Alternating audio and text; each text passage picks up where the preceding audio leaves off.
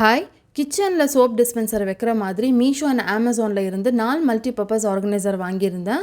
அமேசானில் இந்த ப்ராடக்ட்டோட மெட்டீரியல் பார்த்தீங்கன்னா அலாய் ஸ்டீலில் கொடுத்துருக்காங்க. ஸ்ட்ராங்காகவும் இருக்குது, நல்ல குவாலிட்டியாகவும் இருக்குது. இந்த ஆர்கனைசரில் வந்து கீழே 4 ஹூக் கொடுத்துருக்காங்க. ஸோ ஹேண்ட் டவல் ப்ரஷஸ் வைக்கிற மாதிரி வித் ஹூக்கில் வந்து பிளாஸ்டிக் கேப்பும் கொடுத்துருக்காங்க. மீஷோட ப்ராடக்ட் பார்த்தீங்கன்னா ப்ரைஸுக்கு ஏற்ற ஓகேவான ப்ராடக்டாக தான் இருக்குது.